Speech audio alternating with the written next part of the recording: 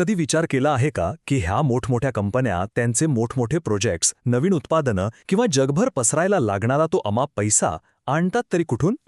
चला, आज आपण कंपन्यांच्या ह्याच तिजोरीमागचं रहस्य उलगडूया आणि त्यांचे पैसे उभारण्याचे 2 मुख्य मार्ग अगदी सोप्या भाषेत समजून घेऊया. हा प्रश्न फक्त कंपन्यांसाठी नाही, तर एक गुंतवणूकदार म्हणून आपल्या सगळ्यांसाठीच खूप महत्त्वाचा आहे.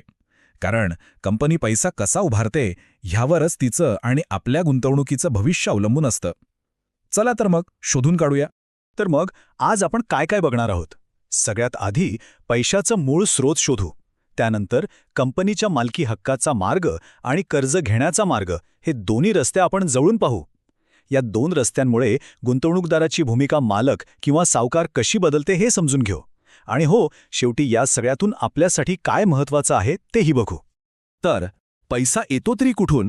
गंमत म्हणजे पैसे उभे करण्याचे कितीही प्रकार असले ना तरी त्या सगळ्यांचा पाया फक्त 2च पर्यायांवर उभा आहे. आणि कंपनी यापैकी कोणता पर्याय निवडते यावर तिचं संपूर्ण भवितव्य ठरू शकतं. अशी कल्पना करा की प्रत्येक कंपनी एका महत्त्वाच्या वळणावर उभी आहे. तिच्यासमोर 2 रस्ते आहेत.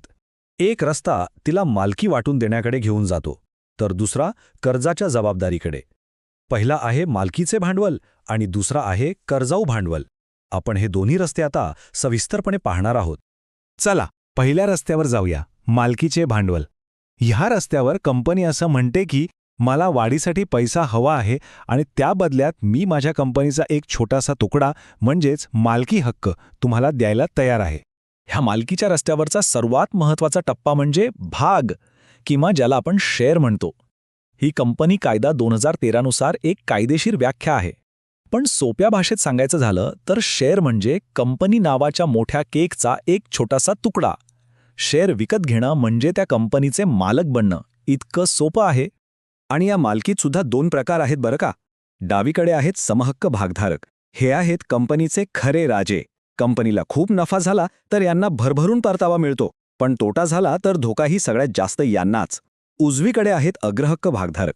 यांना आपण संरक्षक म्हणू शकतो. यांना निश्चित परतावा आणि पैशाची सुरक्षितता मिळते.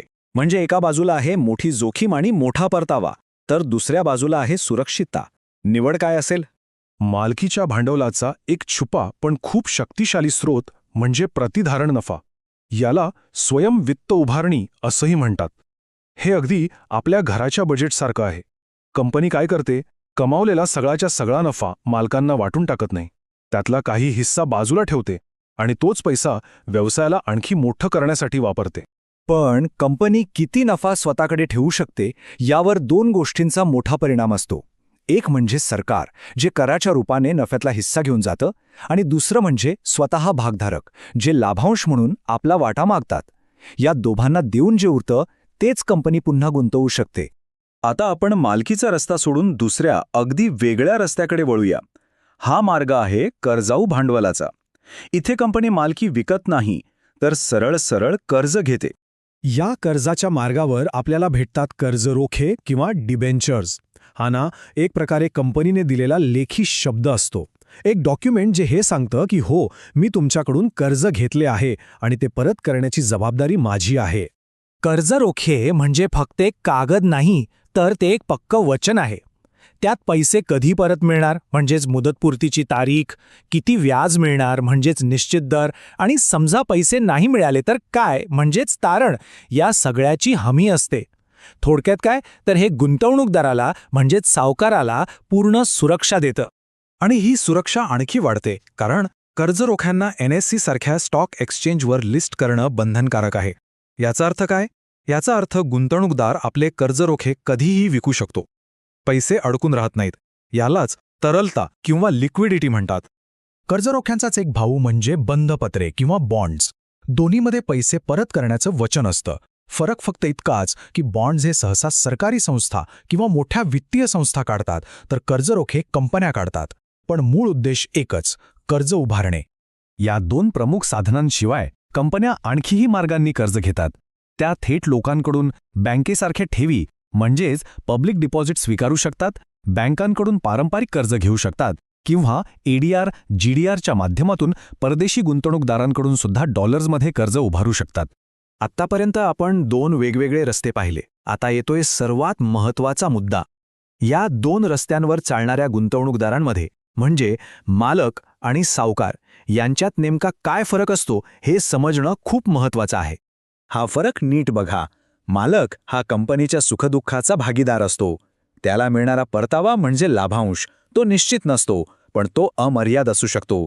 याउलट सावकार किंवा धनको हा फक्त आपल्या निश्चित व्याजाशी आणि मुद्दलाच्या सुरक्षेशी संबंधित असतो. त्याला कंपनीच्या नफ्यातोट्याशी काही घेणं देणं नसतं. हीच तर आहे जोखीम आणि परताव्याची लढाई. चला आता आपण या सगळ्या माहितीचा सारांश काढूया आणि सर्वात महत्त्वाचं म्हणजे या ज्ञानाचा वापर प्रत्यक्ष गुंतवणूक करताना कसा करायचा हे पाहूया. जेव्हा कुणी शेअर बाजारात पैसे गुंतवतं तेव्हा तो किंवा ती नकळतपणे एक भूमिका निवडत असतो. एकतर शेअर खरेदी करून कंपनीचा मालक बनतो आणि तिच्या वाढीमध्ये भागीदार होतो, किंवा मग कर्जरोखे खरेदी करून कंपनीचा सावकार बनतो आणि तिला सुरक्षित कर्ज देतो. आणि आता हा सगळा विचार करून एक प्रश्न स्वतःला विचारा. गुंतवणूक करताना काय व्हायचं आहे? कंपनीच्या मोठ्या स्वप्नांमध्ये आणि धोक्यांमध्ये भागीदार होणारा मालक की निश्चित परतावा घेणारा एक सुरक्षित सावकार? याचं उत्तरच गुंतवणुकीची दिशा ठरवेल. विचार करा.